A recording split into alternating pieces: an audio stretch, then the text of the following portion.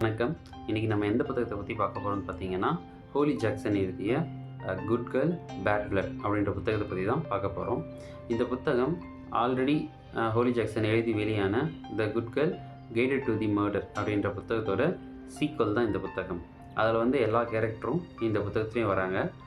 பிப் அப்படின்றவங்க தான் அந்த புத்தகத்துலேயுமே ஹீரோயினாக இருந்தாங்க. ஒரு க்ரைமை எடுத்து சால்வ் பண்ணுற மாதிரி ஒரு விஷயத்த பண்ணாங்க. இந்த இதுலேயும் அதே மாதிரி ஒரு க்ரைம் நடந்திருக்கு. ஒருத்தர் காணாமல் போயிருக்காங்க. அவங்கள இவங்க எப்படி கண்டுபிடிச்சாங்க அப்படின்றது தான் இந்த புத்தகத்தோட மொத்த கதையே. இந்த பிப் அப்படின்றவங்களுக்கு ஜெமி அப்படின்றவங்க ஒருத்தர் ஃப்ரெண்டாக இருக்காங்க. கொஞ்சம் ஒரு நைட் ஒரு கெட் டுகெதர் மாதிரி வைக்கிறாங்க. அதாவது அந்த ஏரியாவில் இருக்கவங்க எல்லாருமே சேர்ந்து ஒருத்தருடைய நினைவு நாளுக்கு எல்லோரும் கூடுறாங்க. அன்றைக்கி ஜெமி காணாமல் போயிடுறாங்க. அன்றைக்கி நைட்டில் இருந்து ஜெமியை காணோம். இது பிப் கிட்ட அவங்களுடைய ஜெமியோட அண்ணன் பிப் கிட்ட சொல்கிறாங்க. ஏன்னு பார்த்தீங்கன்னா, பிப் ஆல்ரெடி ஒரு க்ரைம் சால்வ் பண்ணியிருக்காங்க. ஸோ இப்போ ஜெமி காணாமல் போனதுக்கும் இவங்களால கண்டுபிடிக்க முடியும் அப்படின்றத அந்த ஜெமியோட அண்ணாவும் அவங்களுடைய அம்மாவும் அவங்க ஃபேமிலியும் நம்புகிறாங்க. ஆனால் பிப் ஃபஸ்ட்டு இதை நான் பண்ண மாட்டேன், போலீஸில் போய் கம்ப்ளைண்ட் பண்ணுங்கள். ஏன்னா லாஸ்ட் டைம் நான் அந்த ஒரு க்ரைம் எடுத்து சால்வ் பண்ணும்போதுமே என் ஃபேமிலி மேலே அது பெரிய இதாக பிரச்சனையாக வந்துச்சு.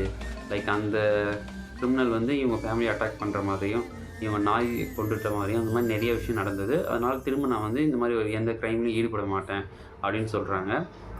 ஆனால் ஒரு பிப்பும் போய் அந்த போலீஸ் ஸ்டேஷனில் கம்ப்ளைண்ட் பண்ணும்போதும் போலீஸ் அவ்வளோ பெரிய விஷயமாக இந்த கேஸ் எடுத்துக்காத தொட்டு ஒருவேளை ஜெமிக்கு ஏதாவது ஆயிடுச்சு அப்படின்னா அது அவங்களுக்கு குற்ற உணர்ச்சி ஏற்படுத்திடும் பிப்புக்கு. நான் எந்த முயற்சியுமே பண்ணலை. ஏன்னா பிப்பும் ஜெமியுமே ஃப்ரெண்ட்ஸ் தான்.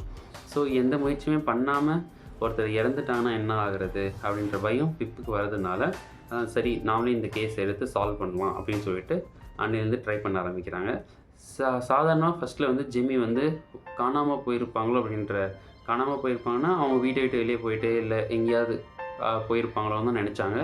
கொஞ்ச நாள் ஆன அப்புறமா தான் ஒவ்வொரு விஷயமா தெரிய வருது. அதாவது ஜெமி அன்றைக்கி நைட்டு போகும்போதும் வீட்டிலேருந்து ஒரு பெரிய கத்தி எடுத்துகிட்டு போயிருக்காங்க அப்படின்ற விஷயம் தெரிய வருது. அதுக்கு கொஞ்ச நாளைக்கு முன்னாடி அவங்க ஜெமி வேலை செஞ்சுட்டு இருந்த ஒரு ஷாப்லேருந்து இது பண்ணிட்டாங்க, அவர் வேலையை விட்டு தூக்கிட்டாங்க. ஏன்னா ஜெமி கொஞ்சம் ஒரு அமௌண்ட்டை அந்த கடையிலேருந்து திருடி இருக்காங்க, அதனால் அந்த வேலையை விட்டு தூக்கிட்டாங்க அப்படின்னு தெரிய வருது. இந்த மாதிரி ஒவ்வொரு விஷயமா ஆடாக ஜெமி ஏதோ ஒரு பெரிய விஷயத்தில் மாட்டியிருக்காங்க அப்படின்றது அவங்களுடைய ஃபோனையும் லேப்டாப்பையும் செக் ஃபோன் கிடைக்கல, பட் லேப்டாப்பை செக் பண்ணும்போதும் தெரிய வருது. இவங்க யாரோ ஒரு பொண்ணுக்கிட்ட பேசிகிட்டு இருந்திருக்காங்க. அந்த பொண்ணுக்கு ஏதோ ஒரு பிரச்சனையோ இல்லை அந்த பொண்ணாலேயோ இவருக்கு ஏதோ ஒரு விஷயம் நடந்திருக்கு அப்படின்றத பிப் கண்டுபிடிக்கிறாங்க. அப்புறமா கொஞ்சம் கொஞ்சமாக போக ஜெமி கண்டிப்பாக கடத்த தான் பட்டிருக்காங்க. அது மட்டும் இல்லாமல் ஜெமிக்கு கண்டிப்பாக ஏதோ ஒன்று ஆயிருக்கு பெரிய விஷயமாவே அப்படின்றத பிப் ரொம்ப யூகிக்கிறாங்க. ஸோ இது எப்படி போகுது, என்னவா முடியுது அப்படின்றது தான் மீதி கதை. இது கதையாக இன்ட்ரெஸ்டிங்காகவே இருக்குது.